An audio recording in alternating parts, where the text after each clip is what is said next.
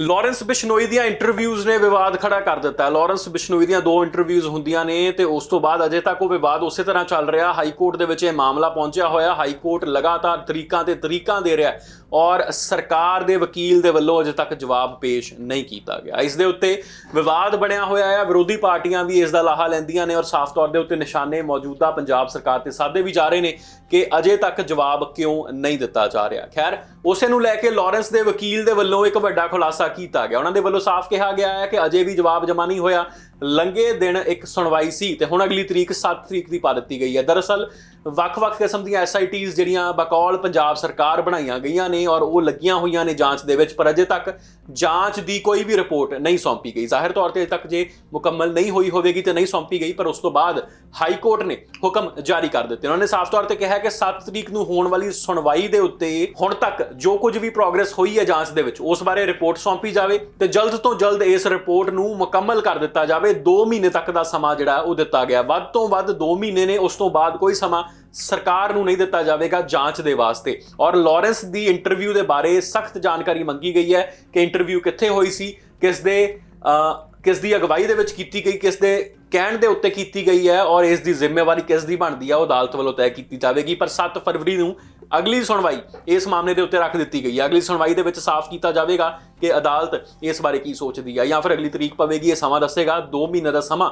ਅਦਾਲਤ ਨੇ ਪੰਜਾਬ ਸਰਕਾਰ ਦੇ ਵਕੀਲ ਨੂੰ ਦਿੱਤਾ ਹੈ। ਆਉਣ ਵਾਲੇ ਸਮੇਂ ਦੇ ਵਿੱਚ ਕੀ ਹੋਵੇਗਾ ਸਮਾਂ ਦੱਸੇਗਾ, ਪਰ ਇਸ ਮਾਮਲੇ ਨੂੰ ਲੈ ਕੇ ਲੌਰੈਂਸ ਦੇ ਵकील ਦਾ ਕੀ ਕਹਿਣਾ ਸੀ ਆਓ ਸੁਣ ਲੈਂਦੇ। जैसे हम जानते हैं कि जेलों की सुरक्षा के लिए और जेलों के अंदर इंटरनेट की यूसेज को बंद करने के लिए मानयोग Punjab and Haryana high court काफ़ी मुस्तैदी से काम कर रही है। तो उसके तहत आज ADGP साहब ने एक एफिडेविट दिया था मानयोग हाई कोर्ट में और उसमें उन्होंने ये कहा कि हम जो जेलों की सुरक्षा के संबंधित जितनी भी टेक्नोलॉजिकल एडवांसेस हैं, जैसे कि जैमर्स हैं, बॉडी स्कैनर्स हैं और एक्सरे की मशीनें हैं, ये इन सब चीज़ों की इंस्टॉलमेंट जो है वो हम जल्दी से जल्दी करवाएंगे।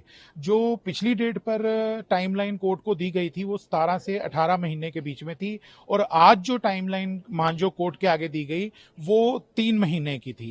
तो 3 महीने के अंदर वो कहते हैं कि हम सारी जेलों के अंदर जैमर्स की प्रोविजन पर जो है वो पूरी कर देंगे और इसके साथ साथ हम जो बॉडी स्कैनर्स हैं, नायलॉन मैश है, दीवारों को ऊंचा करना है, ये सब सारी रिक्वायरमेंट्स पूरी कर देंगे। लेकिन मानजो कोर्ट जो है वो एक चीज़ के लिए संतुष्ट नहीं थी, वो ये था कि जो लैंडलाइंस होती हैं, जो लैंडलाइंस हैं वो रूट कॉज हैं, क्योंकि अगर लैंडलाइंस अवेलेबल होंगी तो जो आम कैदी है जिसके पास पैसा नहीं है और वो जेल के अंदर बंद है और उसको नाजायज़ तौर पे मोबाइल फ़ोन की यूज़ की ज़रूरत नहीं पड़ेगी अगर लैंडलाइन सफिशिएंट होगी। तो उसके लिए पंजाब सरकार ने 8 महीने का समय मांगा था, जो कि मानयोग कोर्ट को उचित नहीं लगा और ये कोशिश की गई है कि जो ADGP जेल्स को ये कहा गया है कि इस टाइम पीरियड को कम किया जाए और 8 महीने से कम करके ये 2 या 3 महीने के समय के भीतर ये फैसिलिटीज जो है वो प्रोवाइड कराई जाए। तो ये तो हो गया जेल की सिक्योरिटी को लेकर। और जो लॉरेंस बिश्नोई की रिगार्डिंग इंटरव्यूज के रिगार्डिंग जो FIR रजिस्टर हुई हैं और उसके ऊपर जो SIT की स्थापना हुई है उसको मानजो कोर्ट ने सिर्फ 2 महीने का समय दिया है कि 2 महीने के अंदर SIT अपनी इंक्वायरी कंप्लीट करके मानजो कोर्ट के आगे रिपोर्ट देगी। और जो नेक्स्ट डेट है वो 7 फरवरी की नियुक्त की गई है। 7 फरवरी को जो SIT टाइम पीरियड, इस टाइम पीरियड के अंदर जो भी डेवलपमेंट होगी वो कोर्ट को सजेस्ट करेगी या बताएगी। Subscribe to One India channel and never miss an update.